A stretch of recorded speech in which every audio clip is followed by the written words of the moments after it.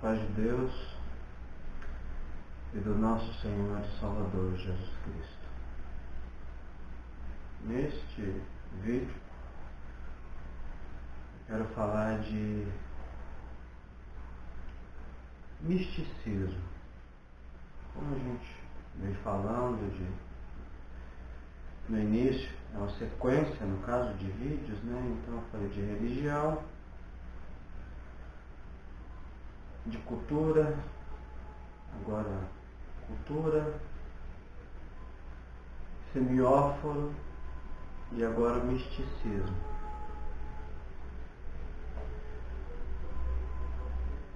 O que é misticismo?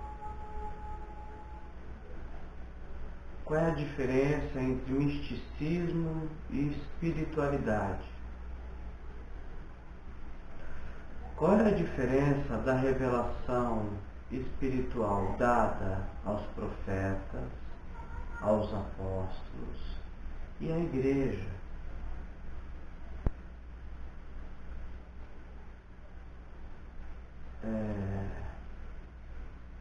Muitos acabam tropeçando na palavra de Deus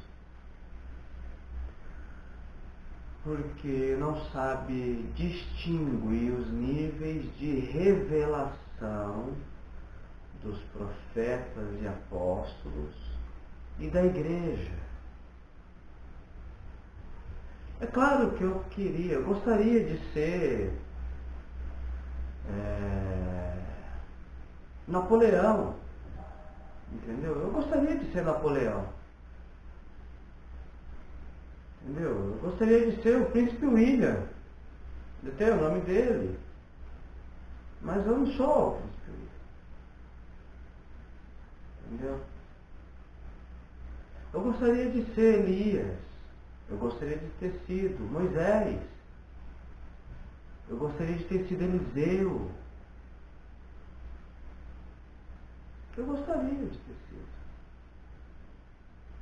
Eu gostaria de ter sido do colégio apostólico. Eu gostaria de pelo menos ter sido dos discípulos de Cristo. Policarpo, pronto, que depois foi martirizado. Policarpo. Eu gostaria. Foi morto, foi martirizado. Mas eu gostaria de ter sido. O que eu quero que vocês entendam é que não dá para ser aquilo que eu não sou. Eu não consigo ser aquilo que eu não sou. O mal das pessoas é que as pessoas querem ser aquilo que elas não é. Os cristãos querem ser aquilo que eles não são. Eles leem a Bíblia e por ter a Bíblia como um livro de fábulas, eles acham que tudo aquilo é conto de fada. Então eles leem os profetas, algumas coisas dos profetas, dos apóstolos. Eles não entendem que aquela revelação que estava com os profetas e os apóstolos são únicas. A revelação dada aos profetas são únicas.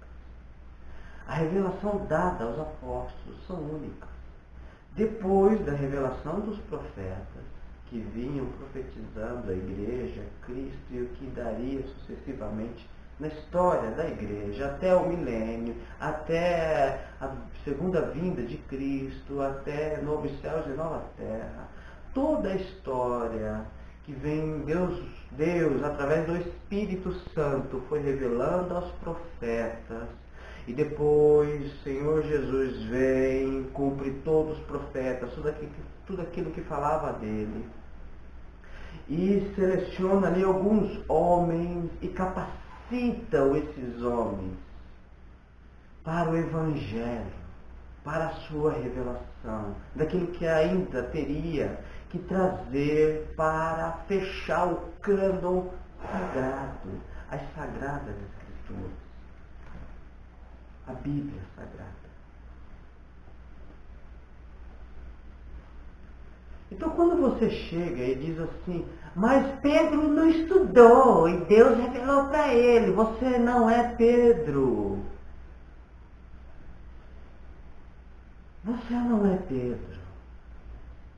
Pedro foi capacitado pelo Espírito Santo de uma forma que você e eu nunca seremos, porque você não fez e não faz e nunca fez parte do colégio apostólico. Você está entendendo?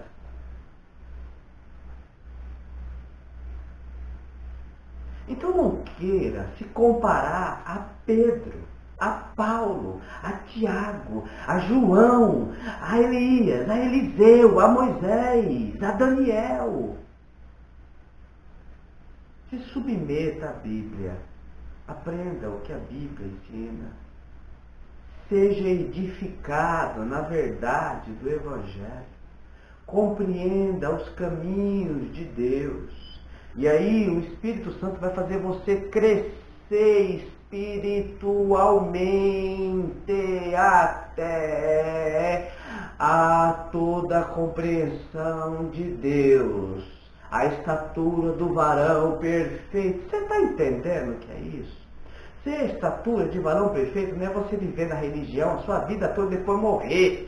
Agora ele chegou à estatura de varão perfeito. E quando ele ficou perfeito, Deus recolheu ele, porque aqui não fica o que há imperfeito. Ele foi indo à perfeição, e aí morreu perfeito lá no fim. Isso não tem base bíblica, isso não é bíblico, isso é mentira. Você vai continuar sendo imperfeito, você vai morrer sendo imperfeito. E você não vai atingir a estatura de varão perfeito e vai morrer. A estatura de varão perfeito espiritual é quando você passa a compreender os caminhos de Deus, a entender a obra da redenção, a obra da justificação, a obra da encarnação, a obra do novo nascimento, a obra da expiação, a obra da propiciação, a obra, a quem é Deus, os seus atributos, a sua essência, a sua natureza trina.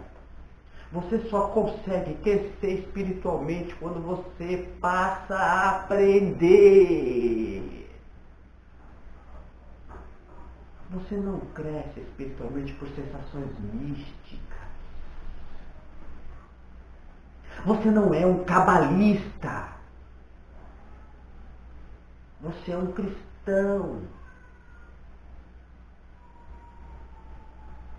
Cristão aprende o que a Bíblia ensina.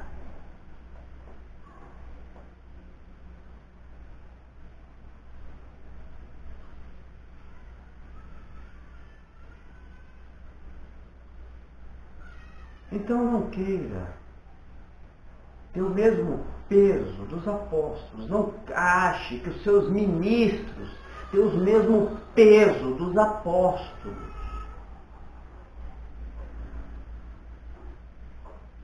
Eles não têm. Eles até querem ser super-heróis e tal. Né? Se coloca uma capa lá, se colocar uma capinha de Superman dele, eles vão querer sair voando no meio do povo. Mas eles não são Superman. Eles não são super-heróis. Eles não são Mega Blaster, como eles quer aparecer. Eles não são. Eles são cristãos. Eles deveriam ser cristãos, servos de Deus, que se submete à Bíblia. E o que ela ensina? Coisa que eles não fazem. Eles acham que são mais do que isso. Eles acham que são Elias, Eliseu. Né? Eles acham que são Megas e Blaster. Esse é o grande problema seu. E é o grande problema dessas pessoas que sofrem com problemas, entendeu? De interpretação da Bíblia. E passam a achar que são Shakespeare. E passam a achar que são Napoleão. Está entendendo? Eles não são Shakespeare. Eles não são Napoleão. Eles deveriam apresentar cristãos. Eles não são a última bolacha do pacote. Então, não compare os seus líderes com o colégio apostólico. Pedro, ele não estudou, era um pescador, mas ele teve a intervenção do próprio Espírito Santo. Cristo escolheu a dedo os 12. Você está entendendo o que eu estou querendo falar para você? Para você não me postar, não me fazer mais comentário no canal. Mas ele era bebê, ele estudava. Dá para entender?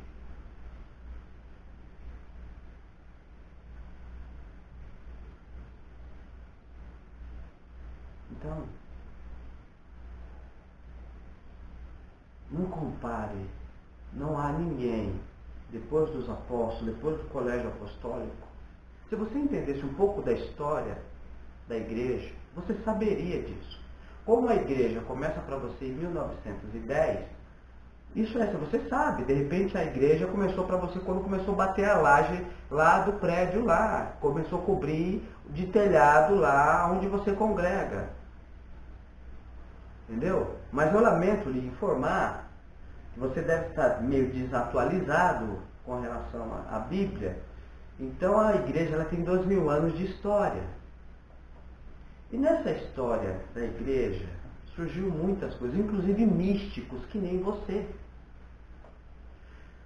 O que aconteceu? Com as mortes dos apóstolos, aquele colégio apostólico, eles tinham a revelação total de quem era Cristo. Eles sabiam que Cristo era Deus encarnado, a segunda pessoa da Trindade distinta do Pai. Eles sabiam disso. Eles tinham a plena consciência disso. A revelação deles é de outro nível. E aí eles deixou uma riqueza imensurável sobre a revelação de Deus nas cartas, no Evangelho. Coisa que você deveria buscar, querer compreender. E não ficar indo buscar palavra para saber o que vai rolar no dia de amanhã. No seu emprego, na sua casa, no seu casamento, com seus filhos, com as suas filhas, com a sua saúde, com a saúde de alguém da sua família. Ao invés de você se preocupar com tudo isso, você deveria se preocupar em aprender o que a Bíblia ensina e se afirmar nas verdades bíblicas. Era isso que você deveria fazer.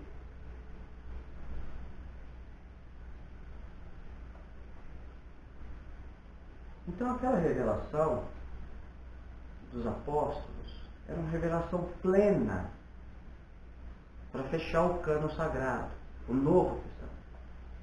Precisava ficar para a igreja, era algo que ia ser para a igreja. Aquela semente do Evangelho, aquele grão que foi semeado, o grão maduro, porque se semeia um grão maduro, então aquele grão maduro que foi semeado, que foi lançado as bases em cima da rocha, Cristo.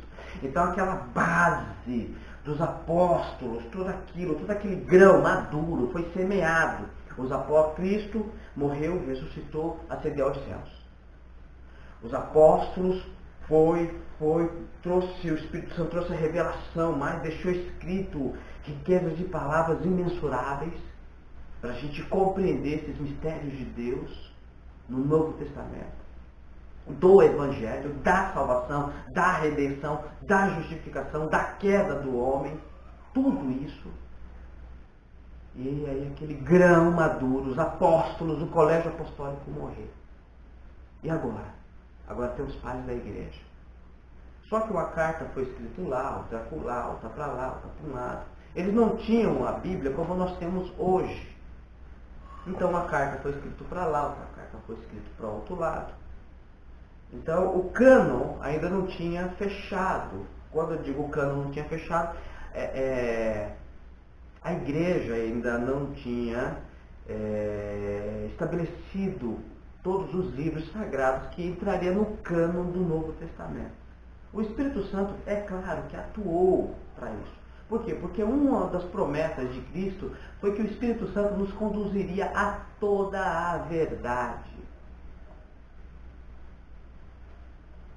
Então,